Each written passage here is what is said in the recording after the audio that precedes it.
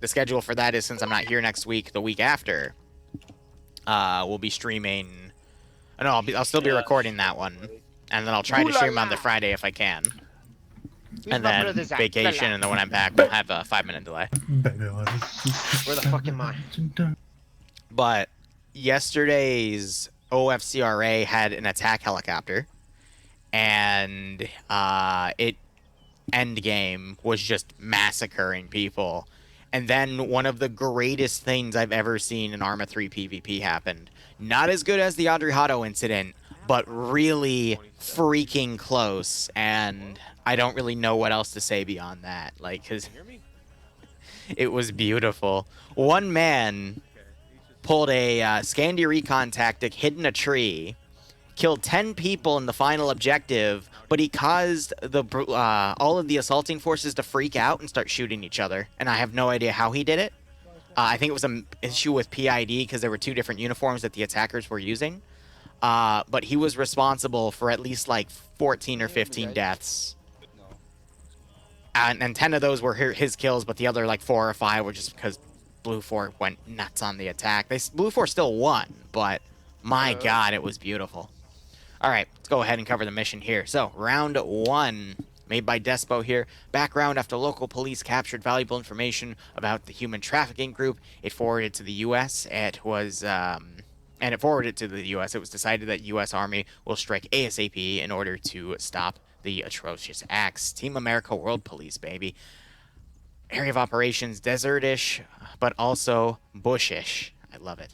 No mission-specific rules. Game mode is add sector, so there's 3 sectors on the map.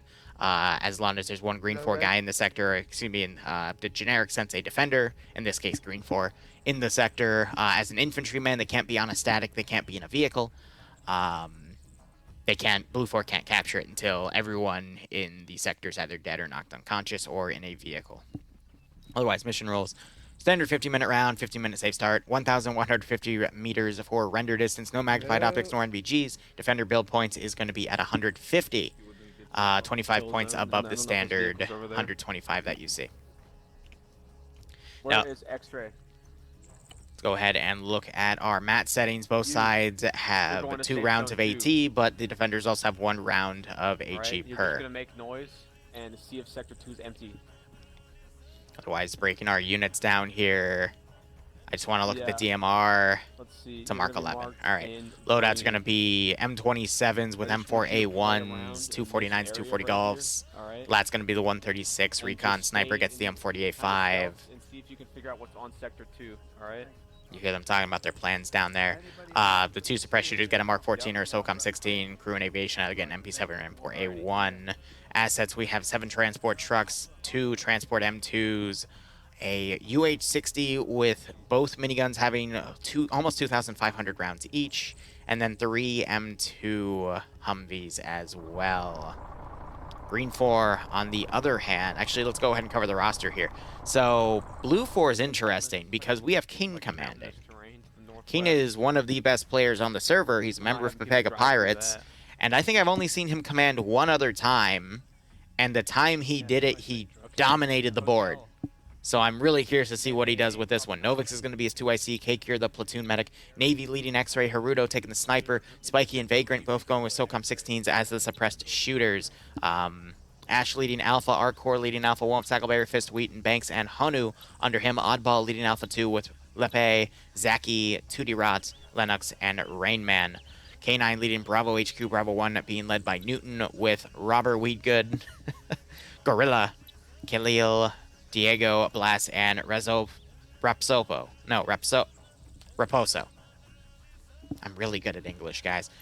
Lucas leading Bravo 2 with Yossel, Oliver, and beyond. Arma Jesus leading Charlie HQ. Charlie 1 having Saren leading with him at the stars, Maz, Flux, Bant, and Guy Fieri. That is a powerhouse right there. And then Maz is an additional member there too. Quite good. UA in Charlie 2 led by Orcus with Anduri, Suj, Savos, Taris, and Drew.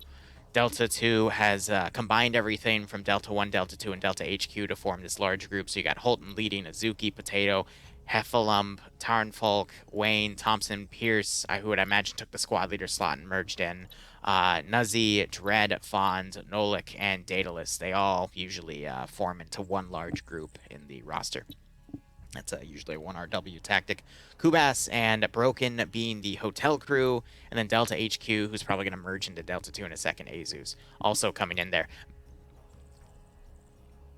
Mountain was commanding, and now he's dead. Well, okay, Green 4 has already lost their commander. But anyway, let's go ahead and look over there, because we see a 4th slot in here, which means one of these guys took the commander role. That could quite possibly be Kiri. But otherwise, let's go ahead and look at Green 4's stuff here. In case you needed reading glasses, it's the Modern African Militia Desert Camouflage. Their DMR, I'd assume, is going to be an SVD. Yep, that is an SVD right there. Loadouts otherwise going to be AKMs and AKSs, the PM handgun as the secondary, RPKs and PKPs for the support, weapons RPG-26 for the light anti-tank, recon, sniper gets the T-5000. 2 spread shooters get AKSs with 45-round magazines, or an ASVAL, which has a 20-round mag, and then crew and aviation get the PP-2000 or an AKS. Nothing on crew served weapons. They get 5 transport Euros, the PKM MG Desert Nest. It's basically a sandbag bunker with a PKM in it. You can only fire it forward, though. 5 Dishkas, which I find really funny that there's 5 of them, but I guess that's just to be the AA cover against the, AAA cover against the helicopter, and a BTR-70 with that KPTV and the PKT. Very nice amount of weaponry there, but usually BTRs aren't always the best thing to utilize. Bravo, how many Otherwise, Kiri, I believe, is commanding. He observed Mountain and shot him in the back of the head like a dog. That's why you see that blood right there. Otherwise, Korvac, I would assume, is the 2IC. We know Kiri is the commander, though, because of that special headgear. And then Falcon is going to be platoon medic. I assure you he's going to be playing defensive today after what happened last week, but we'll see. Mirror leading X-Ray, Slav being that group's medic, Salty taking the sniper, and Rancor being one of the 2 suppressed shooters. Looks like they didn't take the other suppressed shooter. He's going to rock the ASVAL. Azariah leading Alpha HQ with Chult and Lusad being the vehicle crew for the BTR-70. Is there a difference between the MK14 and the SOCOM 16 like there is between the ASVAL and the AK? Yeah, that's a great question. I'll get to it in a second.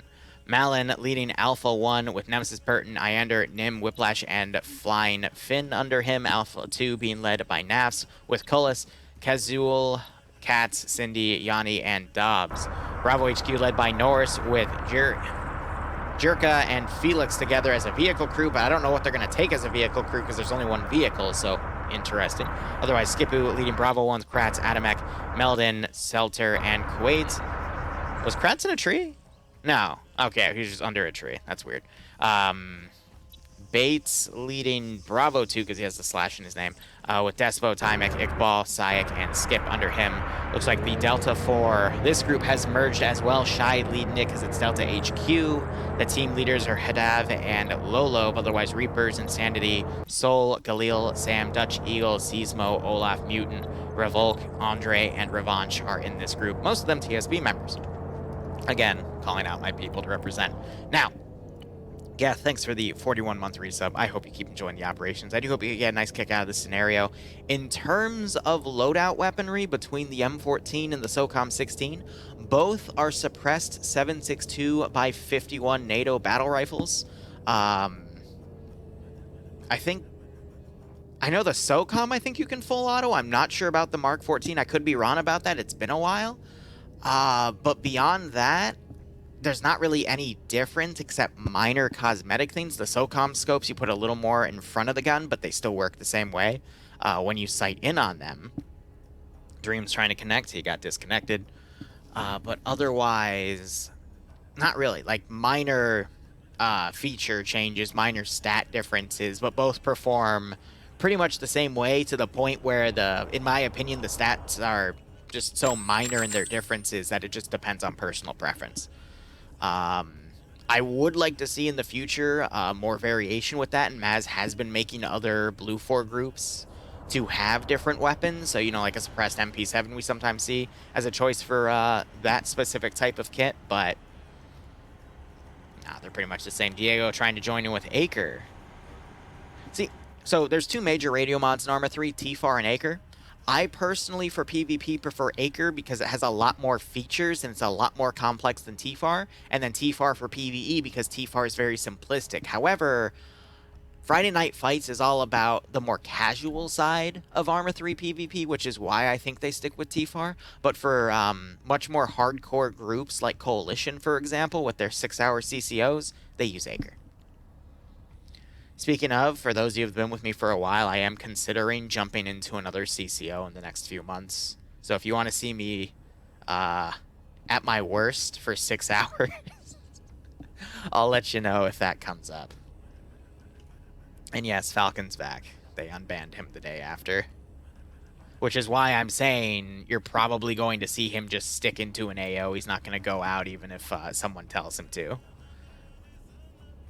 So they have this all marked out as impassable terrain. What we heard Blue 4 talk about their strategy is they only have X-Ray coming out over here to basically harass Sector 2 to see if there's anything there.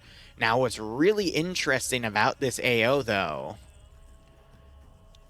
is it really does bottleneck Blue 4's ability to go in. So I think we're going to see Green 4 right off the bat set up blocking positions along this area to catch any Blue 4 forces that come out from over here. So X-Ray could be intercepted early on.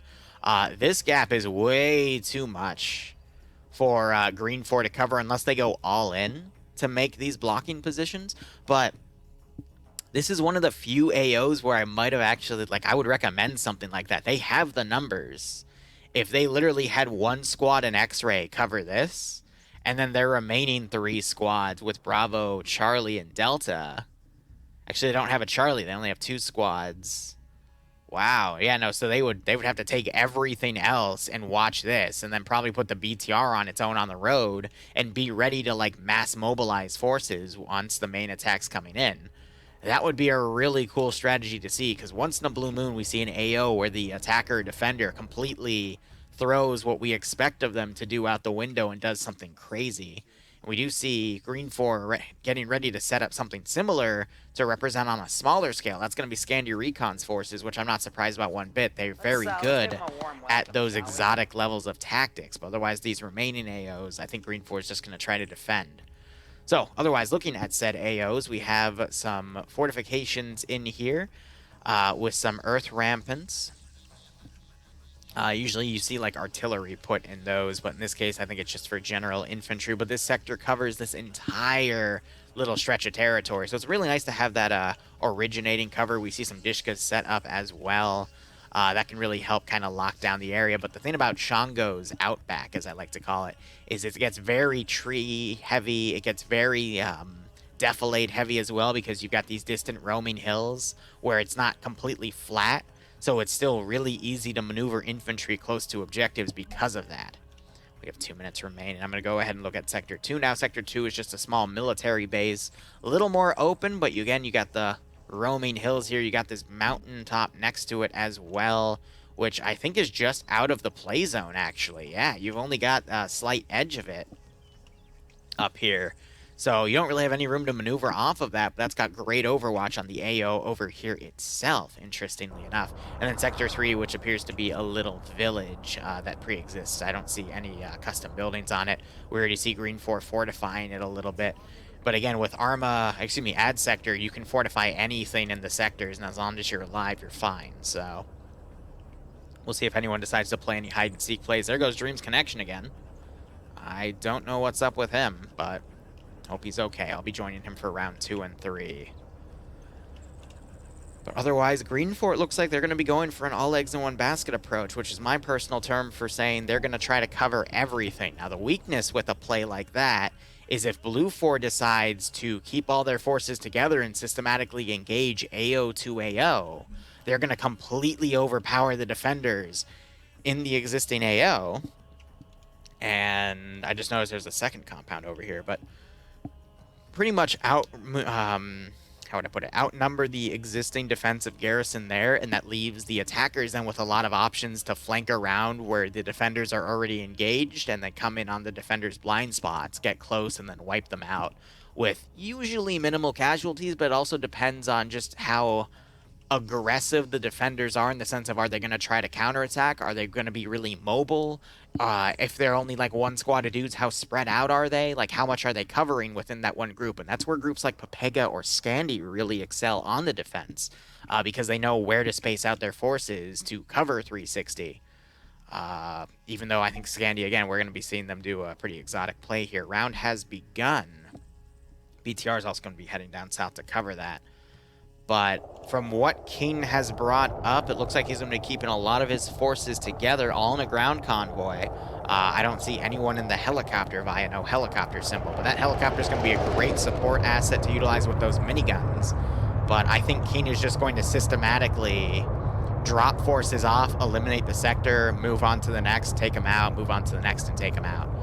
So it's going to become a game for time this round for Green 4, in the sense of how long can each sector hold out, because if they can hold a decent amount of time, then they can just stall it out. But that's just going to be how long these guys can hold out versus the first wave, and those guys, and then the next group. And then, you know, Blue 4 might also try to send a team around to the different sector after they get through this first sector to, you know, potentially hit another one as well, because Blue 4 does have the helicopter, which means they can rapidly mobilize. Furthermore, these AOs are all within a click of each other.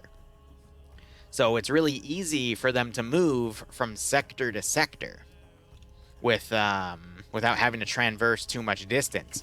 If they're farther away from each other, then it makes it a little harder for Blue 4 to have to spend the time remounting and then pushing in. But because they're, yeah, I mean, some places literally at a kilometer's distance. This one, it's a little more than a kilometer, but only barely.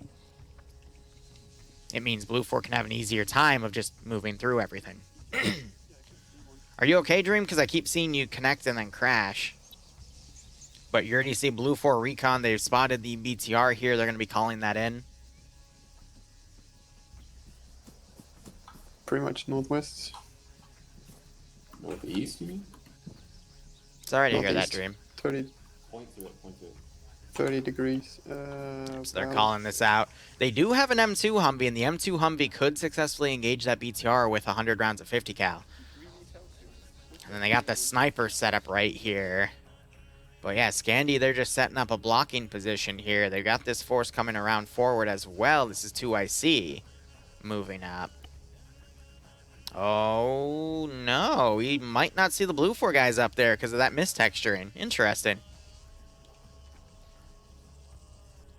So now we've got Pierce setting up a massive wedge. Yeah, I don't want to be yellow team. You take. And he doesn't want to go on point there. I hear someone's keyboard.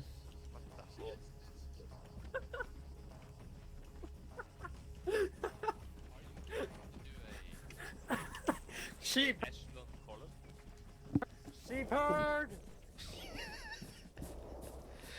Come on, daytime spacing, folks. Oh my god, the memeing of the formation. Otherwise, we see two different static guns firing up at the helicopter. I think the helicopter, we heard the miniguns fire back, but it's maintaining a pretty high altitude to try to avoid being engaged by ground fire. So you had at least one Dishka firing up there. You had the PKP gunner firing up there as well. And then we have a Green 4 group of X-Ray that have come out all the way over here. I don't really see the purpose in that. I guess just to see if they run into any Blue 4 coming around, but I feel like Green 4 could have been a little bit better if they just stuck closer to an objective and did some local overwatch. But X-Ray is usually the most underutilized group, in my opinion, in terms of tactics. I feel like if they were to like come immediately to the map edge right here and then just like watch things, they could have been utilized a little bit better, because at least from up here you can cover a decent amount of distance. Hell, you can cover all the way to where they are right now, which is roughly most of this, because you see them just at the edge of my render here. So that would mean there's a one small pocket right there, and you can just have another Green 4 group cover that, but that's all right. So Blue 4 did a bit of a later dismount. They're going to be attacking in 3 groups. I don't know if this group's going to bypass and try to hit Sector 2, or if they're all going to move to Sector 1. What I'd be willing to bet is these two are going to hit Sector 1, this one's going to bypass and hit Sector 2, and then the plan is to then take all these units and then hit Sector 3 from 3 different directions. Because after this, I feel like this group is then going to stay on the southern side and then hit this from the southwest, and then this group's going to hit it from the immediate west. And they might actually get away with this, because if Green 4 stays out of position right here, and they don't fold in, this group will be able to hit Sector 2, get in the defensive positions, and counter Scandi as they can then come up from the north. Normally, in a fight versus Scandi and 1RW, I would say, like, head-on, or Scandi in a defensive position, I would favor Scandi, but if it's the opposite, 1RW is no slouch either. So I'm going to turn my render distance down slightly, but this helicopter is basically up here just to harass everything, but they're pretty much taking everyone's eyes off of the front line here, and they're giving a rough gauge of Blue 4 here to see, or I guess here in this case, how much fire is up there.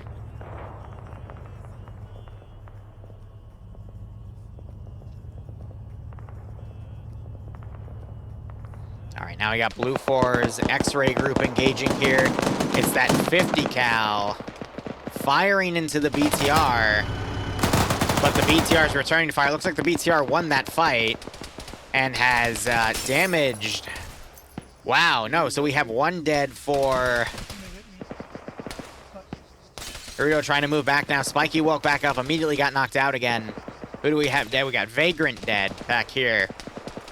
That is quite unfortunate. Humvee is now smoking. I'm going to go ahead and mute myself now that people are dying. We'd be able to hear them as they die. So Blue 4 X-Ray rendered ineffective here. The one issue is that might pull Scandi to come down and actually go check Blue 4 out, which would pull them further out of position. That would then allow this Delta 2 force here, excuse me, the entirety of Delta, because it's all one merged squad, then go around and hit that sector.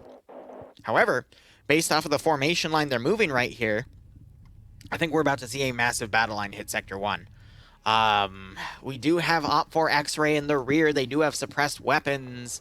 But when you have this much, this massive force here hitting this one area, it's really easy for these groups to stay well coordinated. The best time to flank a group that's attacking is when they're fully invested in the attack, which would mean only that group is doing the attack. But when that group is supported by literally the entire force, they can afford to have some people watching rear security, for example. And I think it's going to be a messy fight, but good God, like my frame rate when I go down there is pretty brutal when I keep up a high render distance. So I'm going to keep that a little lowered here.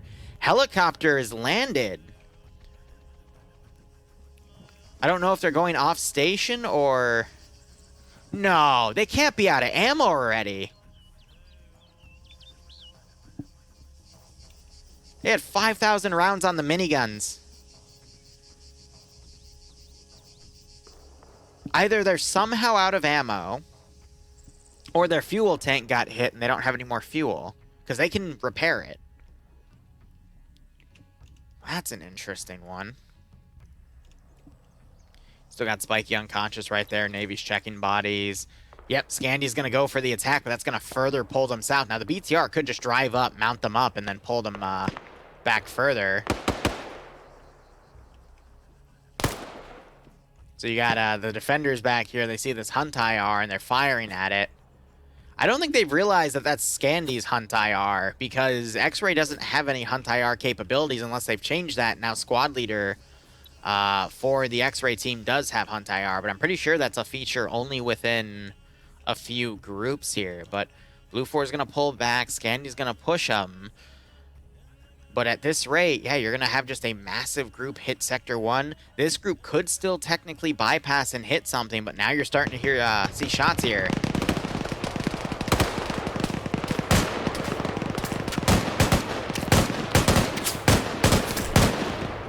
As we start seeing some engagement. So Andiri there getting hit. We're seeing some smokes being thrown. And we do have Green 4 engaging from the rear of this group right here. But they haven't noticed yet. Oh, their rounds are falling incredible. Is that the AS Val shooting? Yeah, the AS Val has no range on it. It will literally start dropping off after about 250 meters. you need to get in close with that gun. If he wanted more range, he should have taken an SKS, but even then it wouldn't have been too much of a bump.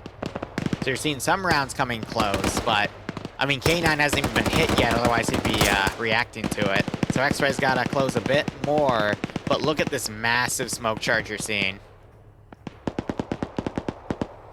Blue 4 X-Ray now bypassing around.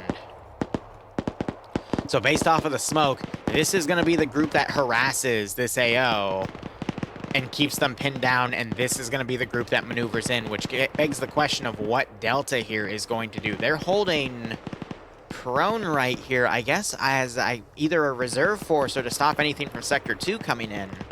But I think they're going to bypass because they're not close enough to reinforce that AO.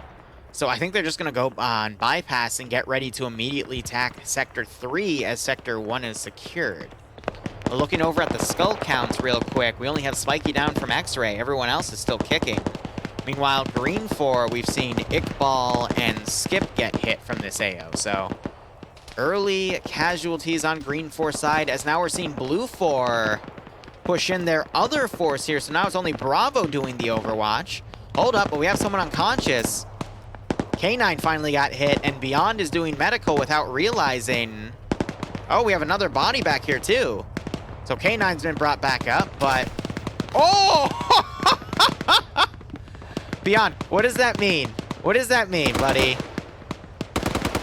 Take a hint. If the guy you just brought back from the dead dies in front of you, what do you... No, Beyond. Beyond, please. Thank you. Oh, poor Beyond. And yeah, the helicopter crew's gonna walk in on foot. So I assume there's either a technical bug or they literally ran out of ammo. But now you're starting to see Green 4 pull out of this sector on foot, literally breaking from their fortified positions as we have some really aggressive players coming up from Papega here. With Maz as well, who is also he's been getting very aggressive in his own right. Guy Fieri now looking around, getting a little tunnel vision in this area. Not looking right to see these Green 4 guys pulling around. Let's see if that adjusts.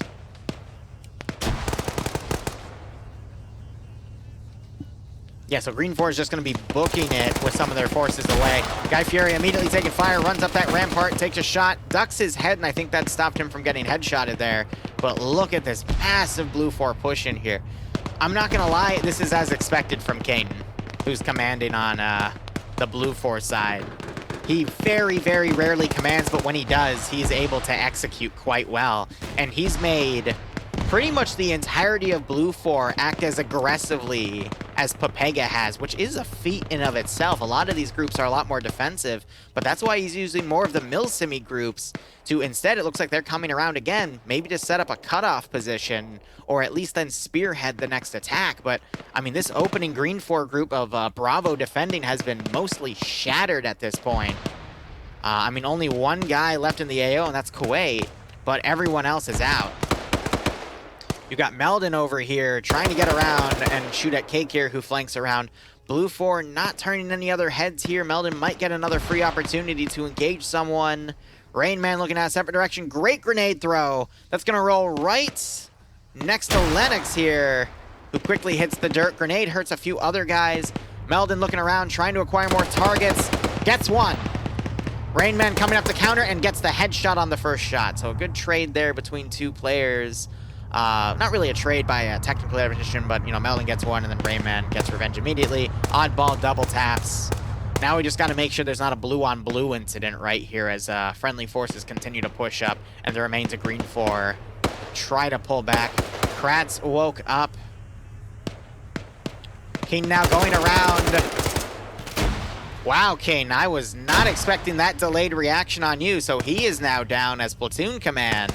I guess he didn't see him in the smoke going in, because that was a bit of a fumble by him. Great spray there by Maz, knocking Kuwait out, and that is Sector 1 taken at the 14-minute mark. Scandi at this point, they're sweeping around trying to find X-Ray, but that's going to keep them outside of this AO. You've got X-Ray for Green 4 still folding around here as well. But now, how is Blue 4 going to continue the push with King dead? Are they going to still have that level of coordination, or are things going to fall apart? interestingly enough, Blue 4's 2 pilots have decided to bypass all the way to Sector 3. We'll see how they do. What did they equip themselves with? Because MP7s would be a great call here. And we got 1 MP7 and 1 M4 carry handle. More suppressive fire going out here. That's Delta with 1 RW flanking the remaining forces here, catching Op Force so they can't pull back. They knock Skipu out. Adamek forced the bandage as rounds go over his head. And a lot of suppressive fire going out into that smoke as well. Adamek just taken out. And now it's only Timek who's running for it at this point. The sole survivor of Bravo. Everyone else is down or dead. Looking at Blue 4's casualties, though, they did take a few out of their Bravo team. They lost Bravo's squad leader as well, some Charlie guys, and command. But Novix, I think, is going to be able to keep that level of command aggression going as the 2IC. And then X-Ray for Green 4, they just haven't been able to properly move up and do some harassment. Yeah, they took a squad leader out and another guy, but we need to see that harassment continue. And then Blue 4 X-Ray actually doing a really good job here. They're pulling Scandy's attention away from defense and giving Blue 4 more time to actually do the objectives here. And that's causing Scandy to get tunnel visioned on trying to take these guys out. So the longer Blue 4 X-Ray can keep alive, the better. Because that's going to give Blue 4 more time to sweep the next sector. And then I want to say by the time they're attacking Sector 3, I think X-Ray is going to get shot, eventually hunt down, and that's going to give Scandy plenty of time to loop back around. Skipu has been brought back, but now we're starting to see 1RW engaging from range. This could give an opportunity for the small pilot team here to infiltrate and do a lot of damage. Let's give him a But with 34 minutes remaining, we're not even halfway through the round. Blue 4 in control, won the sectors. The next one less than 1 kilometer away, and the one beyond that another kilometer. I think this is in Blue 4's ballpark to win. The only thing I could see that Green 4 could still have a decent chance is Scandy Recon finds the rest of X-Ray, takes them out, comes back up to their AO, realizing that that's that for Blue 4. And then this team has the fight of their life holding these open areas. And then X-Ray does a bit more damage, but X-Ray is actually moving up quite quickly here. Rancor with the AS Val all the way back here. I guess he's on Overwatch to try to guide his forces in, but, I mean, that AS Val needs to be up here. I thought that was going to be the sniper back there, but...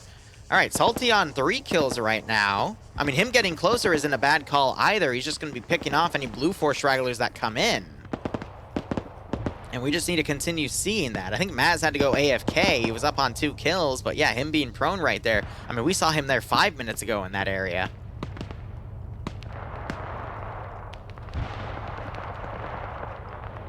Alright, so Skipu, who got brought back up, he then got killed again, and now you just got this Blue 4 tidal wave coming in.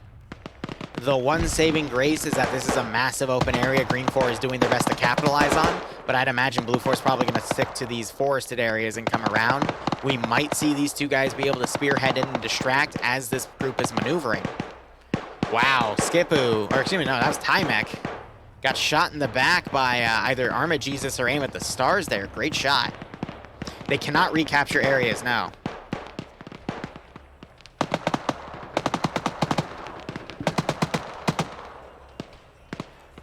Falcon just messaged me telling me that, oh yeah, Korvac is lone wolfing platoon sergeant.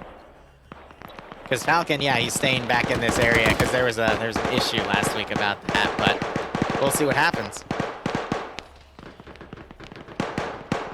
I'm going to be honest, though. We got Falcon in here. He's got a well-fortified building, but I don't even think the Mighty Falcon can stop this massive Blue 4 tidal wave coming in. Oh, God. Yep. So here's Blue 4 having their last stand. Nafs is probably going to spot Navy here and take him out. Yep. Not surprised with that one bit. Cindy was down, gets brought back up. And, yep, that's pretty much a wipe of X-Ray, which was only 4 guys. But now, these guys can mount up in the BTR and immediately pull back after they confirm that group is down. So, whew. We have someone up on Timex body. That was the guy on point. Guy Fieri, he's not going to go and double tap, but Timex should have woken up by now. Funny enough, yeah, like, the two hotel guys are in this one building right here, and you got Blue 4 at roughly the same, if not, you know, some elements even slightly closer at that point. See Guy Fieri looking at the body, and I think Arma Jesus just double tapped him instead.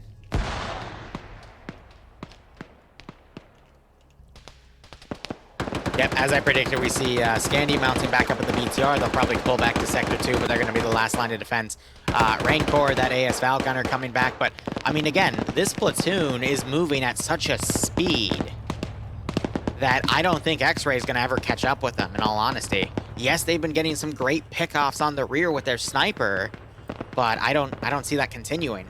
Maz either... Yep, nope, he's back and moving, because otherwise X-Ray would have found him and taken him out.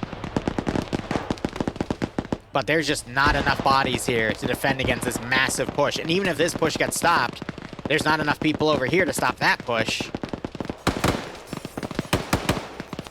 And then they're busy also suppressing to that other side. But if these two groups hit a brick wall, you're going to see forces come around over here. And that's exactly what I think we're seeing Charlie do right now, is come around and hit from a different side, because the Green 4 has a very limited amount of defenders.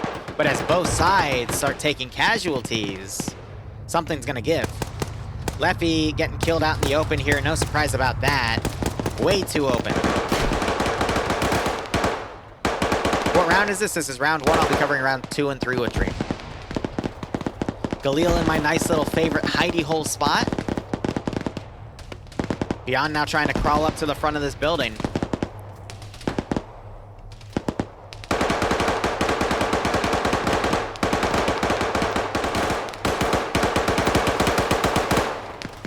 Yeah, you got Mutant just doing general suppression of the smoke. Lolo coming out, fires some shots over yonder. Beyond, I'm not sure if that was his grenade, but he got hurt by it. 50 cal starting to take out parts of the building, because 50 cal rounds are technically anti-material and will do damage to buildings over time. Mutant now firing. Wow, the Humvee's actually pulled up to offer cover here. So PKM rounds won't hit these guys. That's smart. His body gliding around. Hadav getting a great keyhole here. Galil now opening that door. Sam coming around, trying to put some shots on Robert. Hadav finishes it. Novix finds Galil, takes him out. A grenade gets thrown out. Will that detonate in time? That does knock Novix to his feet. So some great holds here by Green 4, but will it be enough? Got another body back here too. Tadov on 3 kills there. And did he just pick off another? He's on 5 now. Wow. Yes, he did.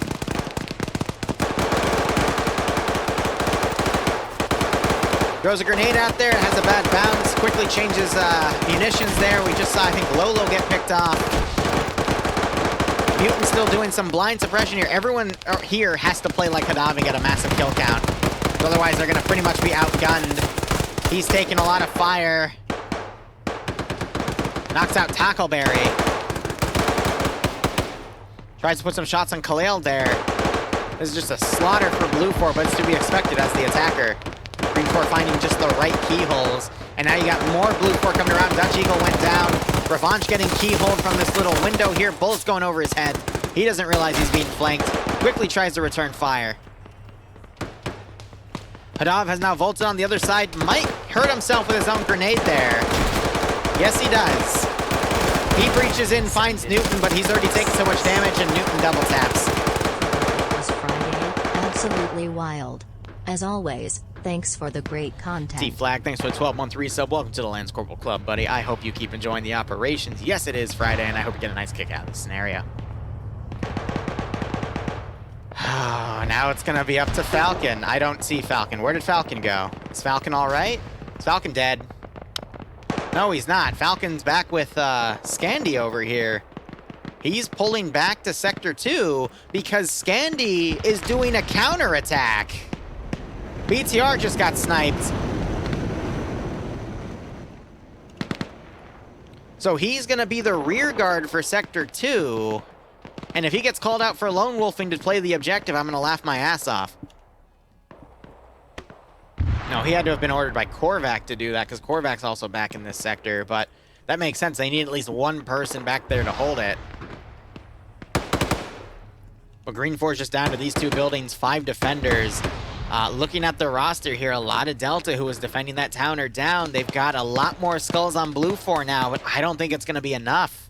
You're going to have to see a counterattack by Scandi here to potentially come in and take this sector, but this is going to make for a really interesting fight on this area, because it means Falcon might have to solo hold. You got X-Ray now potentially getting in an area to pull things back, but if these 5 remaining guys can do a good chunk of damage, Novix is down and taking double taps, we could still see Green 4 upset here. But Bay, best player in FNF, and he has a 249. They gave him the best gun in the game for PvP in FNF, in my opinion. He's on point, and I think he's going to crush some dreams. So he's doing his best to clear around. Oh, yeah, he's going to try to hop around the flank as well. Green 4 now down to 4 guys. He isn't able to get up there. AT coming into this building. We're down to 3 now.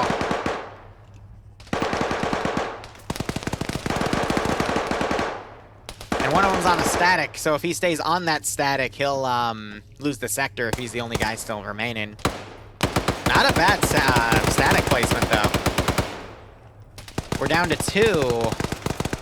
No, wait, no, we're still at 3. But as I say, that Reaper gets knocked out. My God, look at this. He's getting shot at from across the way. Maz, I think, is keyholing from up there into this window. That's a dastardly spot to do it. And Reaper's failed his wake-up check, so we're down to 2. Scandi, meanwhile, bunched up over here. They've got 1 down that they're trying to work on. But 1RW is just outperforming them right now. They've got a big chunk of forces on a blocking position. Scandi has to smoke themselves. And we have another group of 1RW coming around to flank. And they're actually shooting Azariah in the back here as he desperately tries to pull back. And the other team of Scandi is also routing back. Azariah putting some suppressive fire back there. Yeah, he's pretty much leaving half of his group to die. That's quite unfortunate.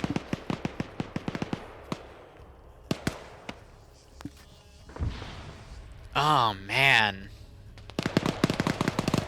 Back to this remaining section here. You got Olaf on the roof with the PKP. He might be able to do some considerable stuff with that. Revolt trying to drag him in. There's a grenade thrown. PKP gunner gets one of the Blue 4 guys that ran up there. Daedalus moving in and takes out Revolt. And now it's just up to Olaf to hold with that PKP. Olaf's on 5, but he's going to need 5 more at this rate. X-Ray still trickling in behind. I'll check their kill counts in a second. We got to see how well Olaf does. Knocks out and eliminates Newton with the double tap. He's on 6. 7.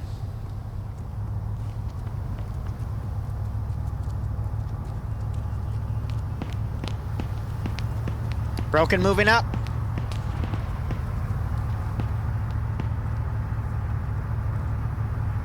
I think he hears the footsteps slowly coming up.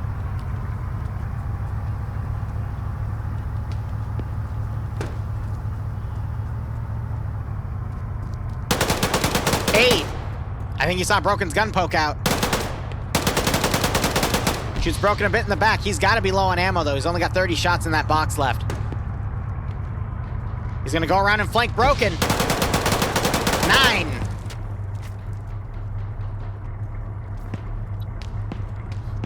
Gonna quickly do a reload.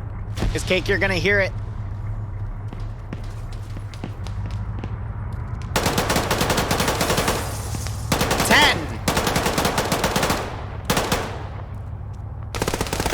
And Cake here tops him down.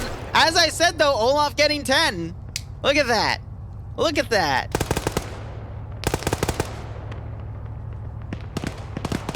Woo. All All right, now what is remaining here is how well can X-Ray do? Let's take a look at them. Salty's still only on 3. Rakor hasn't gotten any. Mirror hasn't gotten any. And Slav hasn't gotten any. And Blue 4 is now turning around to engage. I think Rancor might have just gotten one, though. Great pickup. Now he's closing the distance with that AS Val, and he's going to start being effective here. Tackleberry quickly seeing if he can try to medic. But, I mean, this main attack group has been knocked down pretty hard. So it's just going to be up to Scandy to fight against 1RW here and whatever remains of this remaining group, because people like Hadav and Olaf were able to get literally a squad wipe between the two of them alone. So who do we have here? We have some of the best players back here between Scandy Recon. You've got Falcon. Is Bay still alive? A lot of 1RW. They are starting to take some casualties here as they're trying to fight Scandy as they pull back with the rest of their forces here. Not sure if they'll be able to get Malin.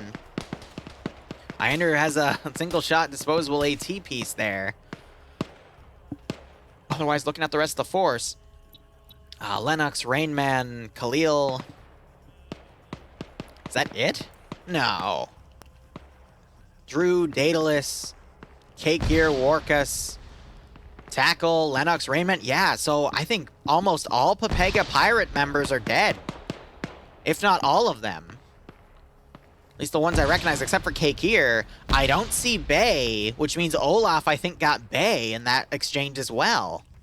So we could still see an upset. There's 20 minutes remaining. This isn't going to go to time. Blue 4 has too many forces in here as is.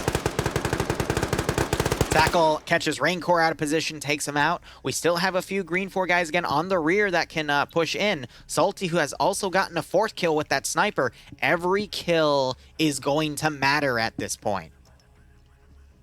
So if these 3 can do a little more damage here and at least keep these guys pinned in this town, that's going to give Scandy over here more time to fortify these areas, but 1RW does outnumber them a little bit. Not too much, though. So this fight right here could make all the difference if Scandy's able to hold against that. Which, I mean, they're going to be defending, so we'll probably see them play it out very closely. What?!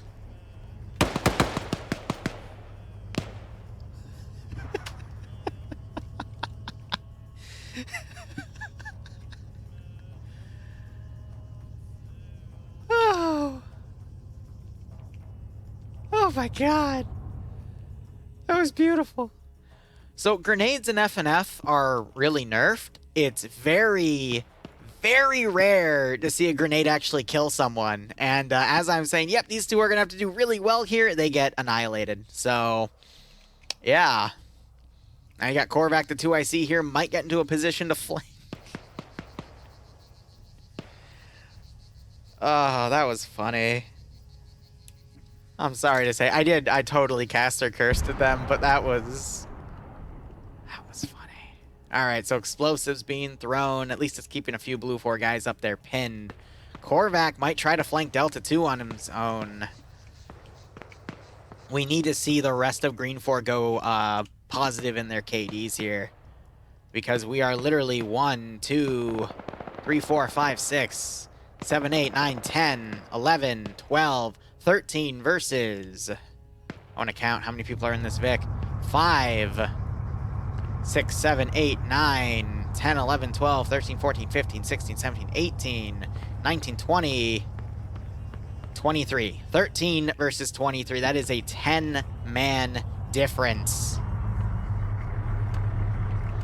And Yanni has a dismounted Vic right next to him, and I think he heard it. He's climbing around, but he's immediately taking flank. Yanni's screwed. Yanni's screwed. Because he's going to go back here, potentially bandage. He starts throwing grenades over.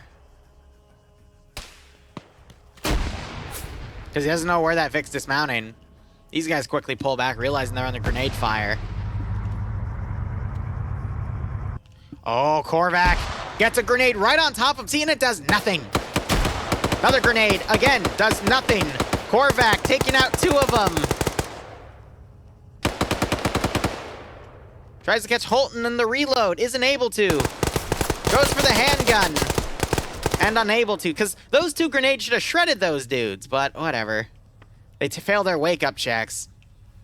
First game. Out of 3 tonight. Now you got Yanni over here. He is on a kill himself. Not sure if that was part of this group over here. Now you got Salty, who's on 5 kills now, trying to find more people to snipe. He could grab this truck and move in, because these are the last guys pulling out. Just does he have the intuition to do that? And then you got Nafs onto himself, doing his best to utilize this machine gun bunker, and he's dead.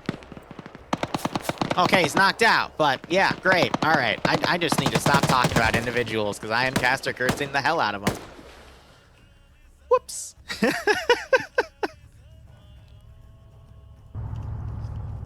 Yanni's just crawling around over here. Thankfully, for Korvac's actions, he was able to stop this, but I think these two are going to be brought back alive and at full health because they have a medic on him. Yanni, he is an explosive specialist, though, so I wonder if he has a throwable satchel, but I think Blue 4 is going to remount here.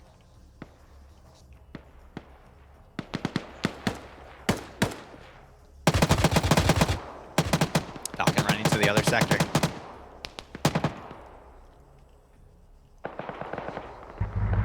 Yep, there it goes. So Yanni, he could track that Humvee a bit. And as I predicted, Salty's going to get in the truck and follow through. Yep. That's what I would do in his shoes. Talk about Blue 4, please.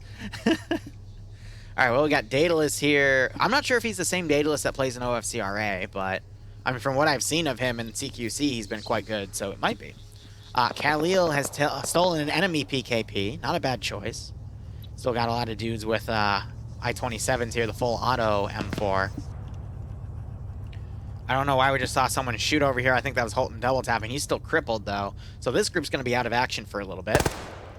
And then you just still have that truck driving behind. This could be game-changing because Salty's started getting more and more aggressive, and now that he's on his own, he's just going to be following the players here. So he's going to end up running right on top of this group. They are smoked, though. And then we have Charlie, too, coming around on the flank as well. It's just the question is, if the Green 4 going to have enough people to basically cover these multiple different small groups that are forming to take them all out. I don't think Salty... Oh, does he see that? Here's the issue. He doesn't realize that this smoke grenade... Oh, this is going to be awkward. Did you just see him? Through the smoke? No, he hears that vehicle. Oh, God, Salty. Salty. Salty, please. That's like an entire team. Headshot. No way. No way. Are they... Guys. Guys. No. What? Fonz. Fonz. Come on. Are you freaking kidding me with this shit?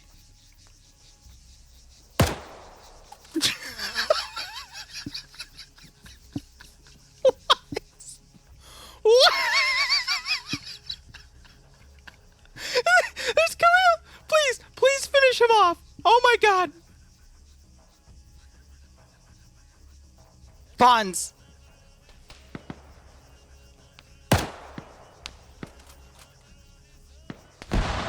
I can't believe he got away with that.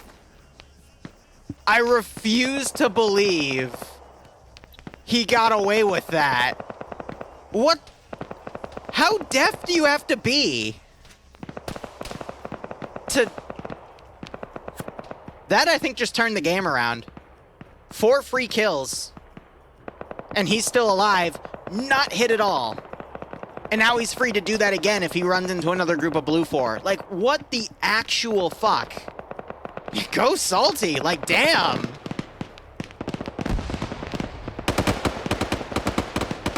We just saw Blue 4 have one guy get knocked out here, so now Scandy, with that group gone, might have enough room to turn around and engage everything on different angles. I can't believe that just happened. Like, I'm genuinely confused about that one. Korvac, you damaged a different group. This wasn't even the group of wounded you did. This was a completely separate group. which is why I'm so freaking confused about it. They literally just let that happen. So now we're seeing a unified push here. The question is, can Salty get into an angle and counter some additional forces here? He has a long-range scope, so he should be able to PID units properly. I do appreciate this attack here, though. This is going to draw attention away, and now I think this group's going to be able to overpower these remaining guys. We got... Oh. Oh, buddy, please. If this was a time for you to be a god, this is it. Grenades being thrown over. He throws one of his own. Goes a little far. Still hits Nuzzy. There's Falcon on one. Ducks the reload. Immediately returns fire, gets hit once. Takes him out. Falcon then comes around, follows through. That's the first wave gone. You got Finn and Whiplash here. I think Whiplash bit the bullet. No, he ran back. All right. We need to keep seeing those positive KDs. Will Salty get over 10 kills? He might be able to pick Khalil off and finish that group of 5, but this is where the main fight is right now. And I think Green 4 is going to hold this because of the massive mini KDs we saw for the individual players in the top part. The sniper pulled through. I mean, a lot of people went with really high KDs here. Salty got it. He's going to be at 10 then.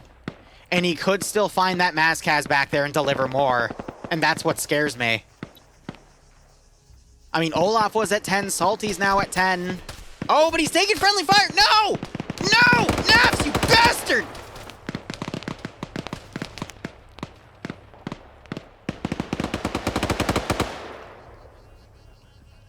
I have to wipe the spit from my monitor now. Grenade going into the compound. Falcon firing at the Maskaz over there. Immediately ducks because he starts taking headshots. Pierce gonna time a grenade on him. Throws it a little far. Does still get some damage on Falcon though. Falcon and Pierce. Falcon doing the good old bob and weave trick. Oh, but Pierce has a GL. Falcon opts the close distance. Tries to pre-fire that corner. Falcon's keeping Pierce guessing. And he keeps him guessing in that and gets the flank on him. Some people question why I follow Falcon so much and why I cheer him on. Because this is the shit he pulls on the daily. Because this is how he thinks in the one-on-one scenario. He will find a way to outflank you, and if you cannot keep up, you are a dead man. There's kill number 4. At least it should have been. No, it still says 3. Weird. Suppresses Rain Man. But you got Salty coming around, looking for more. And again, no one can hear Salty's sniper rifle. It's, I don't know. I think Salty got that one too. He's on 12. He's acquiring more. There's Tarnfolk. 13. And Yanni's back. Did Falcon get killed by Potato? I think Falcon finally got flanked and eliminated by Potato there as we were watching Salty, but now it's Green 4 have won. 7 minutes on the clock. Green 4 outnumber the remaining Blue 4 players. Blue 4 have pushed Green 4 back to their last position, but I think this is over. I can't believe what I've seen today. At round 1. Salty's friendly wiggling.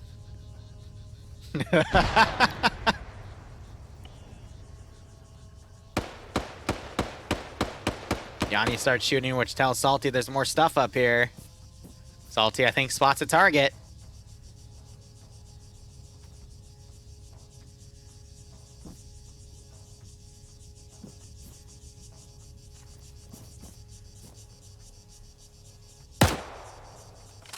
Gets him in the chest.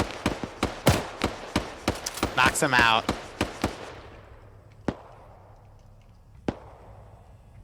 I can't believe it, man. This is why Using X-Ray as a CQC group or a mid-range group to hunt down the enemy is such a good strategy when you have a sniper that can make this level. He just killed another one, didn't he? If he goes up and double taps Suzuki, he'll be at 15. But that's why that sniper is so freaking important. When he's used effectively.